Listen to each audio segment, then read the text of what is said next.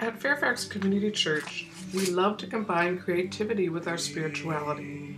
Whether walking our labyrinth accompanied by Tibetan music, creating mandalas inspired by Christian mystic Hildegard, playing movement games in our sanctuary, or simply creating beautiful altars week after week, art feeds our spirit.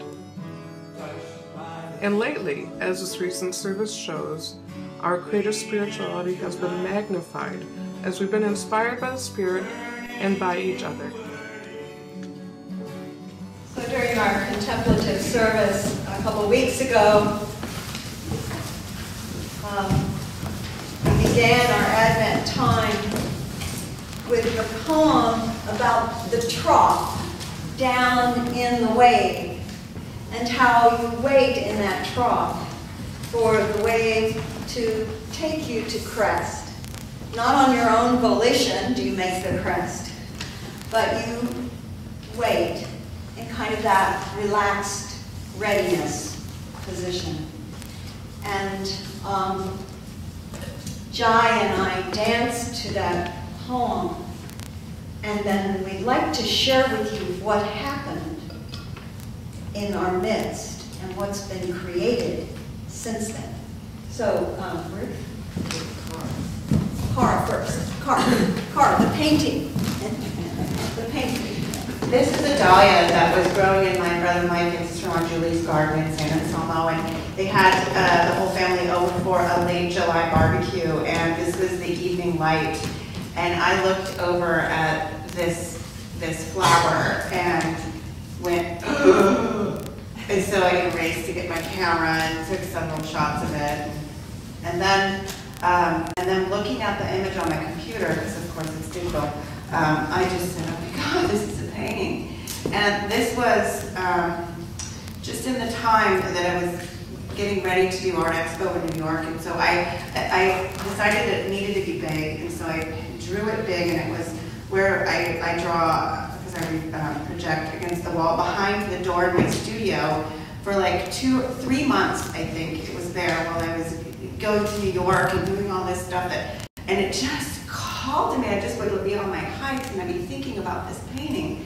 And so I had to wait. I was in the trough of the creativity of this, and then in April I painted it, and it was the biggest thing I'd done at the time I did it, and I finished it in Easter.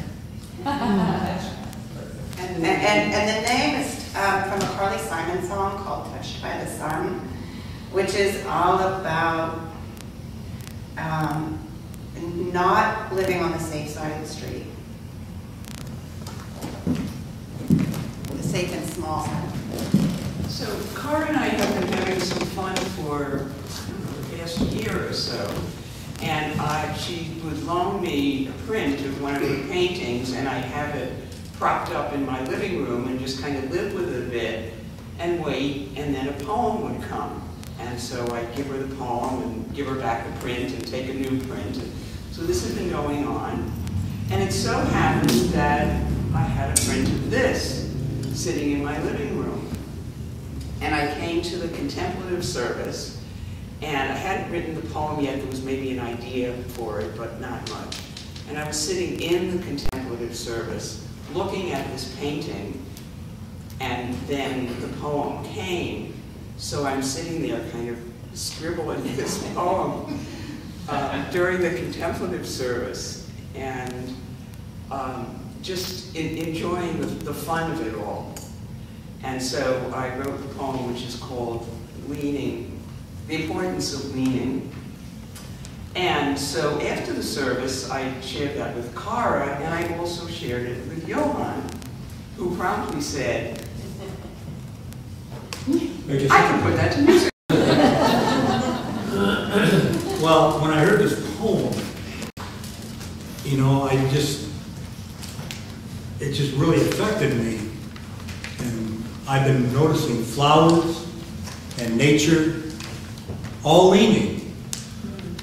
And I, you know, started to really get where am I leaning? What side am I leaning? Where's my leaning in my life? I think that's what Cara and Ruth are trying to say to us all. And so I wrote this little song that goes with that. I took a few liberties to make it a song.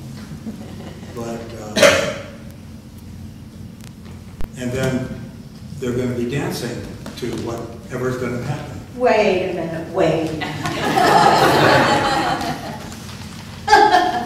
Because we don't always have articulation of what we see in dance, let me say that when that contemplative service was happening, Jai and I were dancing, and the only directive I gave was to lean on each other. Ruth didn't know that that was the direction, and so when I saw the poem was about leaning, I knew the dance had also influenced this. So from here, this creative giving birth is not creativity as a soul thing that you do by yourself in the dark of your own studio. Here you have an example of giving birth collectively. So I'm going to have Ruth read the poem, Jai come forward as we begin to lean. Lean into life, reaching for the brilliance of your own true nature. Bring the blue of sadness, the red of pain or anger, the dark center where the unknown waits. Embrace the joy in its bright yellow fierceness.